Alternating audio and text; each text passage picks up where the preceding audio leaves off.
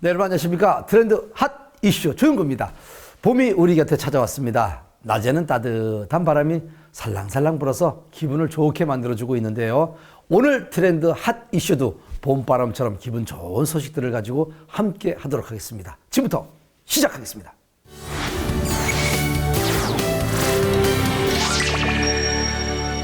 이가 없으면 잇몸으로 산다라는 말이 있는데 최근에는요 통하지 않는다고 하네요.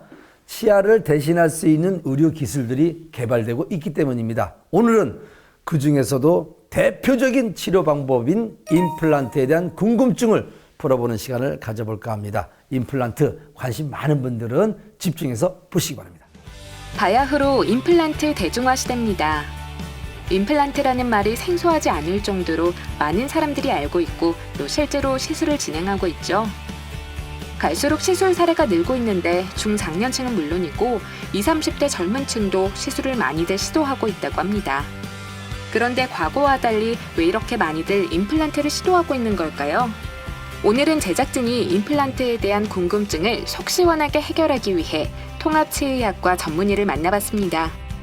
살면서 치과 한번 가보지 않은 사람은 드물다고 합니다. 아무래도 사람은 음식을 섭취하지 않고는 살아갈 수 없으므로 치아를 계속해서 사용하게 됩니다. 성인의 치아를 흔히 영구치라고 부르는데요. 영구치는 영구적으로 사용할 수가 없습니다. 치주염이나 충치 또는 사고 등의 원인으로 영구치를 상실하게 되면 그 자리에는 다시 치아가 자라나지 않는다는 뜻이에요. 이에 따라 상실치를 치료하는 다양한 방법이 연구되어 왔는데요. 그 중에서도 비교적 안정적이면서 환자분들의 치료 후 만족도가 가장 높은 방법이 바로 임플란트 치료라 할 수 있습니다. 예기치 않은 사고나 노화, 심각한 치주염 등으로 치아가 상실될 경우 이를 보완할 수 있는 방법은 다양합니다. 잇몸에 끼웠다 뺐다 하는 틀니에서부터 상실된 치아 양 옆에 치아를 깎아내 보형물을 씌우는 브릿지를 생각할 수 있습니다. 하지만 본래의 치아와 같은 느낌을 얻기는 어렵습니다. 이러한 가운데 기능적, 심리적 기호를 가장 충족시킬 수 있는 치료법으로 자연 치아와 가장 근접한 능력을 갖는 임플란트가 사랑을 받고 있는 것이라고요. 임플란트는 뼈 속에 들어가는 픽스처라는 금속 구조와 잇몸 위쪽으로 올라오는 지대주라는 연결 구조, 그리고 실질적으로 저작 기능을 담당하는 보철물의 3중 구조로 이루어져 있습니다. 이러한 구조들은 자연 치아와 유사하게 저장력을 적절하게 분산시켜서 편안하고도 안정적인 저작이 가능하도록 도와주는 역할을 수행합니다.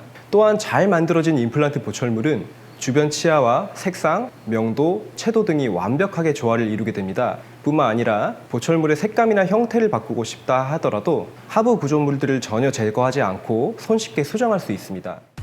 90년대 중반만 해도 임플란트 시술을 하는 치과는 손에 꼽을 정도였죠.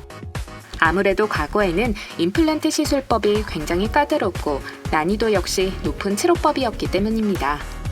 하지만 안전하면서도 편한 수술 방법들이 개발되면서 임플란트 치료에 대한 부담감이 많이 줄었다고요. 사람마다 각각의 얼굴이 다르게 생긴 것처럼 임플란트가 들어가게 되는 턱뼈의 해부학적 형태 또한 제각기 다르다 할 수 있습니다. 이에 따라 임플란트가 심겨져야 하는 가장 정확한 위치 또한 사람마다 다르다고 할 수 있습니다. 이러한 개개인의 해부학적 형태의 차이를 고려하여 가장 적절하다고 파악되는 위치에 정확하게 임플란트를 식립하는 내비게이션 임플란트 시스템이 최근에 적극적으로 활용되고 있습니다. 목적지까지 가장 안정적인 길을 안내해주는 자동차 내비게이션처럼 내비게이션 임플란트는 가장 알맞은 해부학적 위치에 임플란트를 식립할 수 있다고요. 하지만 시술을 못하는 경우도 종종 있다는데요. 조절되지 않는 만성 질환이나 극심한 심혈관 질환 등을 가진 환자분들의 경우에는 임플란트 치료에 제한이 있을 수 있습니다. 하지만 최근 활발하게 이루어지고 있는 무절개 임플란트 시술 시스템은 이러한 한계를 어느 정도 극복시켜 드릴 수 있는 가능성을 보여주고 있습니다. 무절개 임플란트 시술법은 잇몸에 아주 작은 구멍만을 뚫고 그 구멍을 통하여 임플란트를 식립하는 방식입니다. 이러한 시술법은 환자분의 출혈을 최소화시킬 수 있을 뿐만 아니라 수술 후의 붓기나 통증 또한 현저하게 줄어들게 만들 수 있기 때문에 앞서 말씀드린 치료에 제한이 있을 수 있는 환자분들의 경우에도 적절한 고려 대상이 될 수 있습니다. 임플란트를 받고 싶다고 해서 누구나 받을 수 있는 것도 아니고 또한 자신에게 맞는 방법은 따로 있다는 것 이제 아셨죠? 알쏭달쏭 임플란트에 관한 궁금증 아직도 더 남으셨나요?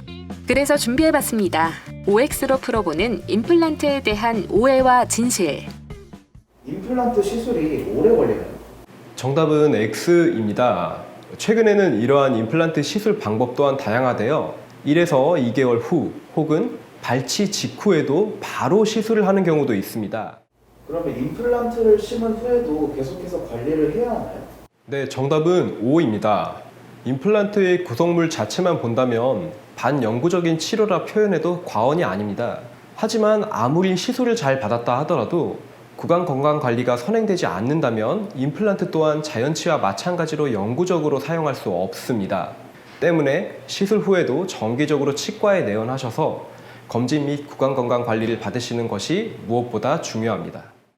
소화 그리고 뇌의 활동과 밀접한 관련이 있을 뿐만 아니라 미적 요소를 갖추고 있는 치아.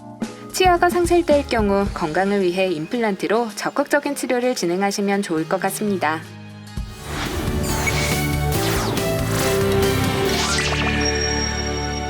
예로부터 봄이 오면 오신채를 즐겨 먹었다고 합니다. 오신채는요, 5가지 싱싱한 나무를 뜻하는데, 자, 받아 적으시기 바랍니다. 부추, 달래, 파, 산갓, 미나리를 말한다고 합니다. 자, 우리 오신채는요, 비타민C가 풍부해서 입맛을 돋게 해주는 음식들이라고 하니까 챙겨 드시면서 봄맞이 잘 하시기 바랍니다. 오늘 트렌드 아저씨는 여기까지입니다.